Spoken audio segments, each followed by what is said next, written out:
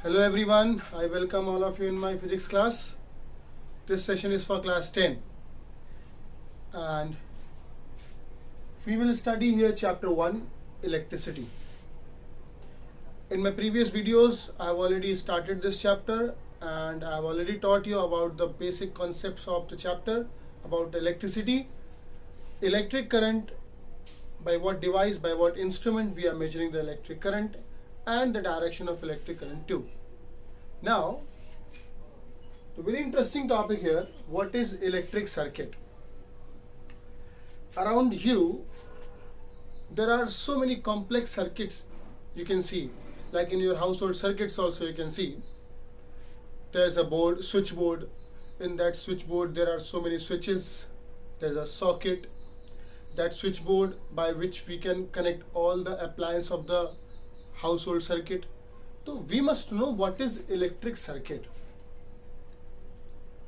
Electric circuit is basically a combination of different resistances or different appliances, if I say, along with the wires, switches and the supply in the form of cell or battery or direct supply. So when we combine all these things together, this combination is only known as electric circuit. For an example, if I connect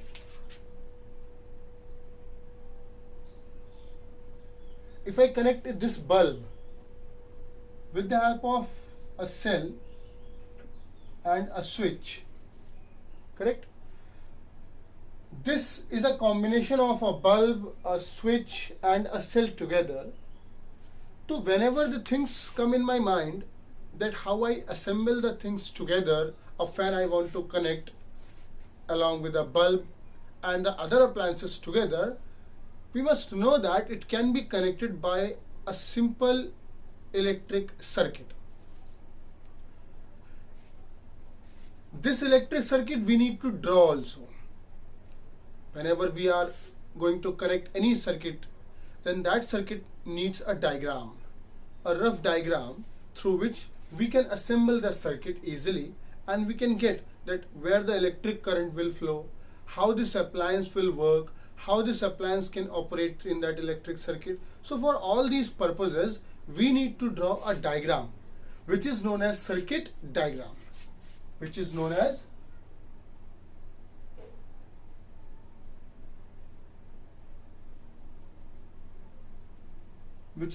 circuit diagram. Now the question comes here, how I draw the circuit diagram. Suppose in my mind there is a connection, there is a circuit in which I want to connect one fan, one bulb, other appliances, a switchboard.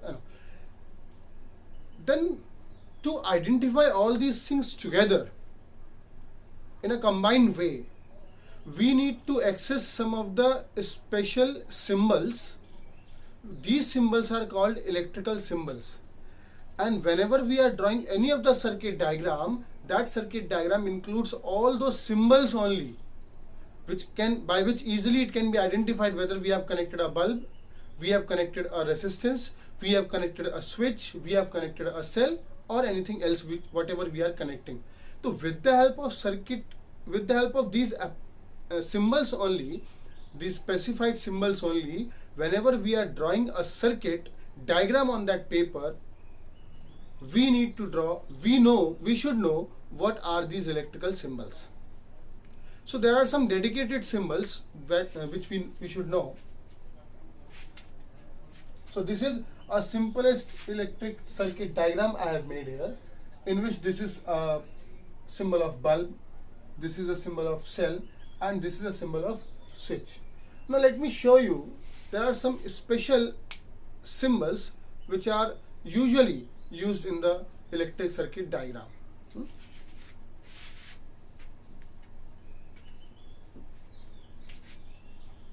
A very basic,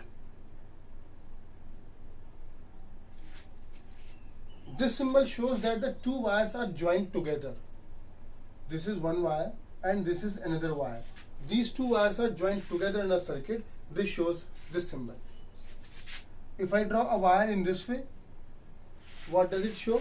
It shows that the two wires are crossing each other, but they are not in contact with each other. This is the symbol of a cell. A cell in which it is known as a positive electrode, and this, the shorter one, is called the negative electrode. A cell always comprises two electrodes. One is positive electrode and one is negative electrode. So this is the positive electrode of a cell and this is the negative electrode of a cell. If I join together two or more than two cells,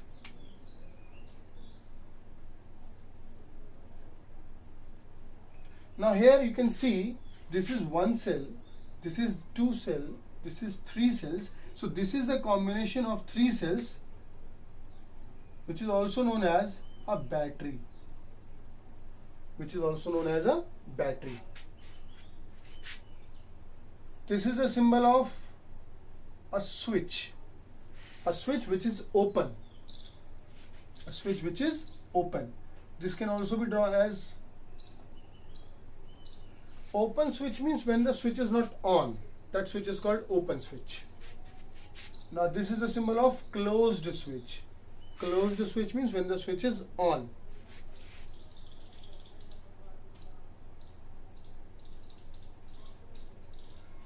This switch is connected, okay? So that is called the closed switch. Similarly, that is a symbol of a resistance. That is a symbol of a resistance. Later on I will explain you what is resistance. So far just only I am telling you what is the symbol. So this is the symbol of a resistance. Here I have showed you some of the example only. If you see in your NCERT book, there is a table number 12.1. Table number 12.1. That table, if you see, go through that table, there are so many there are so many symbols are given. In those symbols, easily by using those symbols only, we can draw an electric circuit diagram. Overall, what is the conclusion here? Conclusion is that whenever we are drawing a circuit diagram, that circuit diagram contains these electrical symbols. That's why we should have the knowledge of these electrical symbols, and then only we can draw a circuit diagram. So I hope you understood what is electric circuit and circuit diagram. Electric circuit is what? Electric circuit is the combination of electrical appliances along with which is connected with the wire, switches and the battery and all. That is the concept which is in my mind. That is electric circuit. Now how I implement that electric circuit on the paper? By using some special symbols, and whenever we use some special symbols or those special symbols to draw the electric circuits, that electric circuit is called electric circuit diagram. Correct? Whenever we want to draw a diagram which includes all those appliances which we want to connect together, if we want to draw its diagram with the help of those specified symbols, that is called electric circuit diagram. I have told you the table number also. In your NCERT book, you can see the table is given already, through which you can identify the different electrical symbols. Okay. Now let us move to the next topic, which is also very important topic of this chapter.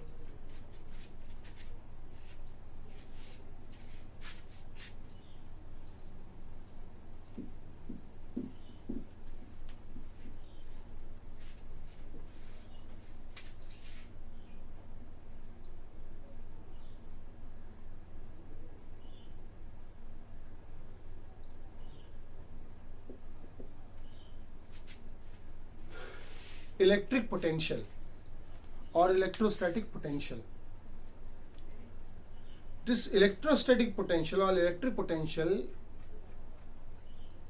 can be easily defined as the amount of work done to bring a unit positive charge from infinity to that point. From infinity to that point. By the definition, it may be quite difficult to understand. Let me tell you the example. How can we understand what is the electric potential?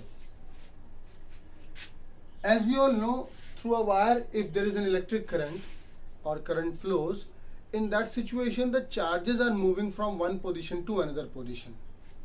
This we have understood, this we have studied in topic electric current.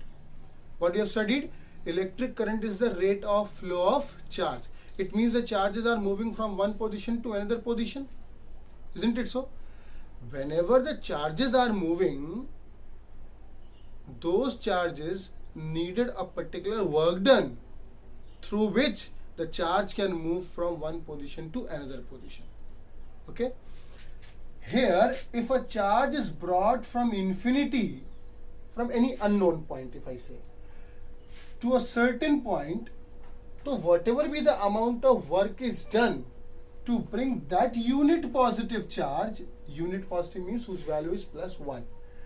Whatever be the amount of work is done to bring a unit positive charge from infinity to a single point to a point is called electrostatic potential. What conclusion we got here? That means in electricity, if I use the word work done, it is in simple way called potential. In mechanics it is work done, and in electricity it is called potential. How much potential is there? How can be identified? How much work you have done to bring a unit positive charge from one point to another point.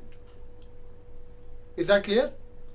Electrostatic potential is defined as the amount of work done to bring a unit positive charge from any unknown point to a certain position is called electrostatic potential. In terms of electricity, we can also say that in terms of electricity, whatever be the work is done, that in terms of electricity, that work done is only known as the potential.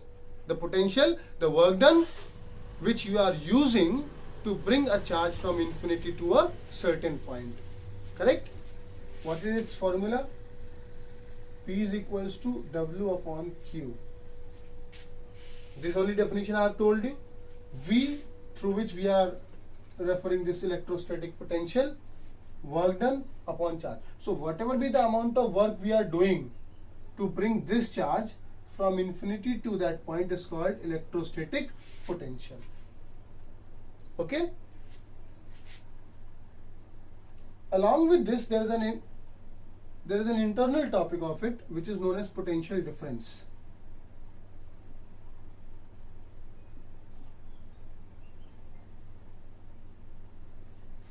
Potential difference. There is no change in the definition except one sentence included in it.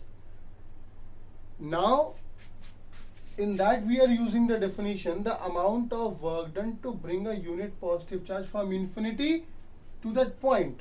That means from any unknown point to a known point at one point is called electrostatic potential. Now, in case of potential difference, the amount of work done to bring a unit positive charge from one position to another position is called potential difference.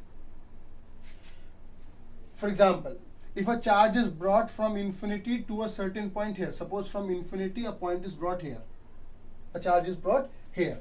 So here, whatever the charge is having its potential, certain potential or not. Here I brought a charge from infinity to this point, correct? So at this point, this charge will have a potential by the definition of electric potential, the amount of work done to bring a unit positive charge from infinity to this point. So when the charge will come to this point, this charge will have a potential. Yes or no? If this charge will have a potential here at this point, and this charge I want to move from one position to this position, again we need a work done. We need a work done. So whatever be the amount of work is done to bring this charge from one point to another point. So the potential difference between this point and this point can be defined in this way. Just taking an example only. Here suppose we brought a charge from infinity to that point, and here we have done a work, suppose for example 5 joule. How much work we have done? 5 joule. Then again we need to do a work to bring this charge from this point to another point. So we need to do a work. So whatever be the work done here and whatever be the work done here, if I calculate the difference both the work done here, whatever we are getting is known as potential difference. It is known as potential difference. Here suppose 5 joule and here suppose we have 10 joule. What does it mean? 10 minus 5. So how much work is done to bring a charge from one point to another point? Only 5. But already 5 this was here, which already we have done from infinity to this point. Now here we got 10 joule. So what is difference? What is the difference? Difference is 10 minus 5. So 5 joule work is done from here to here. Again 5 joule work is done from this point to this point. That's why at this point the work done we got here 10 joule. So if I calculate what is the potential difference, the difference means if I calculate the difference of the potential between these 2 points is only known as this potential difference. This is called potential difference. The formula is same. V is equals to W upon Q. That is a formula which can be used for electrostatic potential or the potential difference. What is its SI unit? SI unit is volt. SI unit is volt.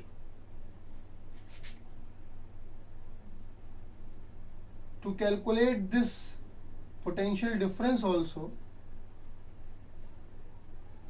we need a voltmeter. Like in current, what apparatus, what instrument we were using? A meter. So to calculate the potential difference, what instrument we are using? Voltmeter. Now if I say its common name, no, it will be very easy to you understand. That is called voltage. You might have listened this word voltage. Today voltage is very low, today voltage is very high. So what is this voltage? Nothing. This potential difference. The common name of potential difference is called voltage. Now if I take the example, today the voltage is 220 volt. What does it mean? That means 220 volt voltage in the form of work done. If I explain, this is the amount of work done by which a charge is moved from one position to another position. That is called 220 volt. In electricity, we are using work done in terms of joule. In electricity, we are using the potential in terms of volt. In terms of volt. And by which device we are calculating this voltage? It is voltmeter. It is voltmeter. So here again, if I explain you what is electric potential and potential difference, electric potential is the amount of work done to bring a charge from infinity to one point is called electrostatic potential. Whatever be the work is done to bring a charge from any unknown point to a certain point is called electrostatic potential. And if the charge is moved from one position to another position, then the difference in potential is called potential difference. The difference in these two positions of the work done or the potential is called potential difference. How mathematically we can define it? It is V is equals to, here V denote for voltage or potential difference, which is equals to work done upon charge W upon Q. Its SI unit is volt and it can be measured by an instrument voltmeter. Okay. In my last video, I have asked a question. Remember? Yes. The question was, since the electric current is having a magnitude as well as direction, but it is a scalar quantity. First of all, the answer is correct. It is a scalar quantity. And what is the reason behind that?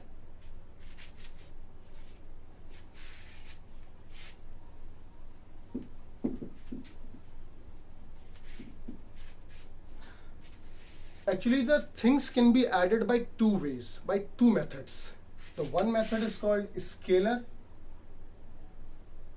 and the another one is called vector.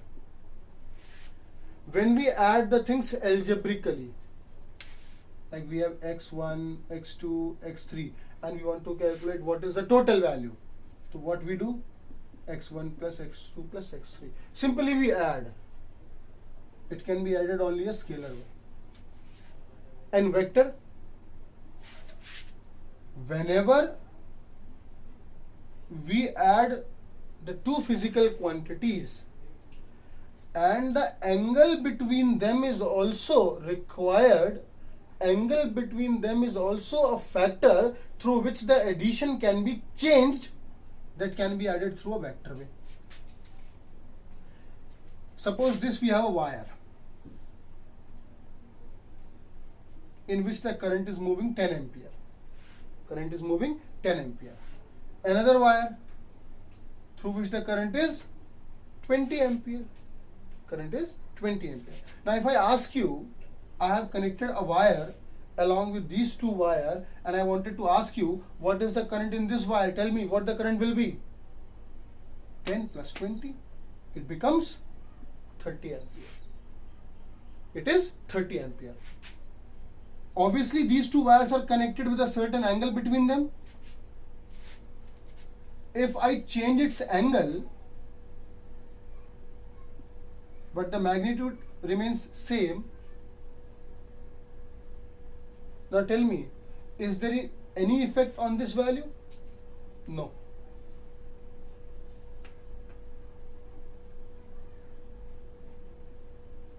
Again I have changed the angle. Now tell me, without changing the value, if I only change the angle between these two wires, is there any effect on this value? No. It means what? It means electric current follows the scalar method of addition. It means the electric current follows the scalar method of addition, not vector method. Since the electric current does not follow the vector addition, that's why electric current is a scalar quantity. That's why electric current is a scalar quantity.